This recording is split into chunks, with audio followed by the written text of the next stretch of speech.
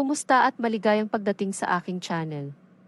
Sa video ngayon, sumisid tayo sa isang paksang nakakaapekto sa ating lahat, stress sa trabaho.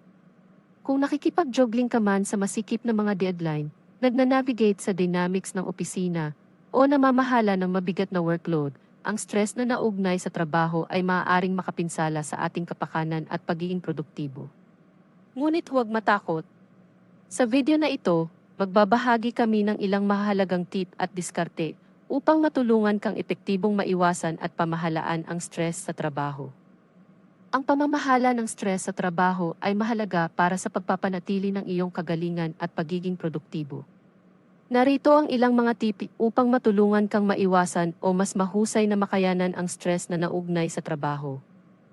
Mula sa praktikal na mga diskarte sa pamamahala ng oras hanggang sa pagpapaunlad ng isang positibong kapaligiran sa trabaho, nasasakupan ka namin. Kaya, kung handa ka nang bawiin ang iyong kapayapaan ng isip at pahusayin ang iyong balance sa trabaho-buhay, patuloy na manood habang tinutuklasan namin ang mahalagang tip na ito para sa walang stress at mas kasiyasyang karanasan sa trabaho. Tandaang i-like, i-subscribe, at pindutin ang notification bell na iyon para hindi ka makaligtaan sa aming nagbibigay kapangyarihang content. Tumalon tayo agad. Una, ayusin at prioridad. Gumawa ng listahan ng gagawin o gumamit ng tuol sa pamamahala ng gawain upang ayusin ang iyong mga gawain sa trabaho. Unahin ang mga gawain batay sa mga deadline at kahalagahan. Makakatulong ito sa iyo na tumuon sa isang bagay sa isang pagkakataon at maiwasan ang pakiramdam na labis na labis. Pangalawa, magtakda ng mga makatotohanang layunin, magtakda ng mga maaabot na layunin para sa iyong sarili. Ang hindi makatotohanang mga inaasahan ay maaaring humantong sa hindi kinakailangang stress.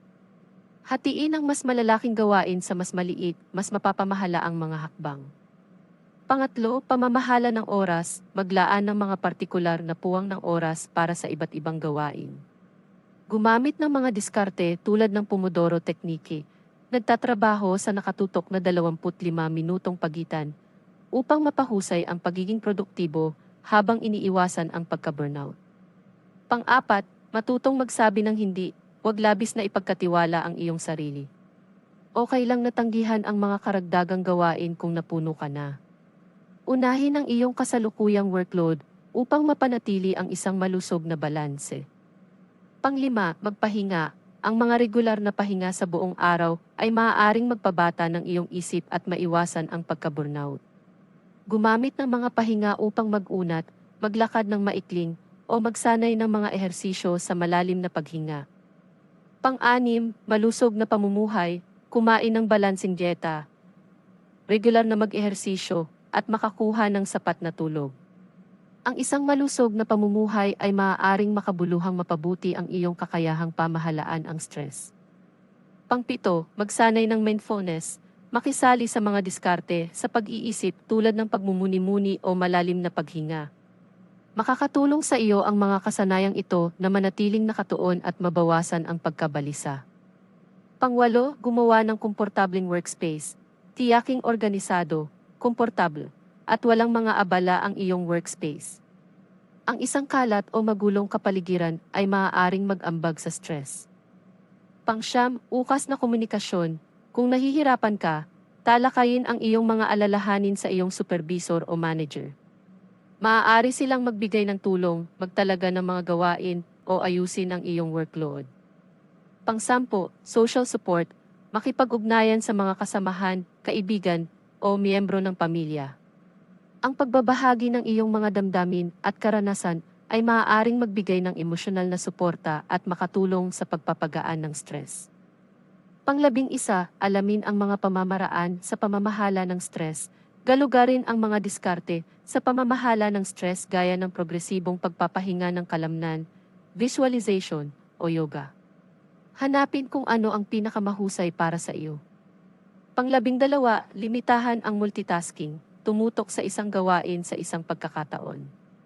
Ang multitasking ay maaaring magpapataas ng stress at mabawasan ang kalidad ng iyong trabaho. Pang-13, bumuo ng mga kasanayan sa paglutas ng problema.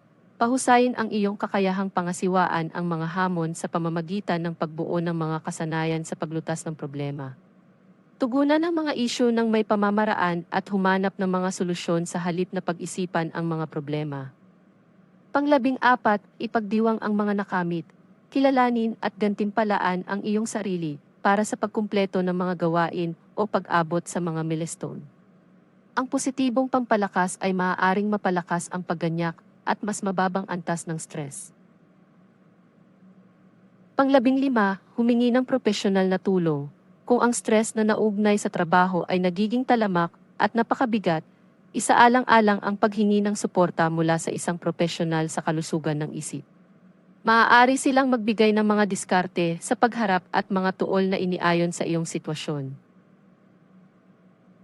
Tandaan na ang sitwasyon ng lahat ay natatangi, kaya mahalagang mag-eksperimento sa mga tip na ito at iakma ang mga ito sa iyong mga partikular na pangangailangan. Regular na suriin muli ang iyong mga diskarte at gumawa ng mga pagsasaayos kung kinakailangan upang mapanatili ang isang malusog na balance sa buhay-trabaho.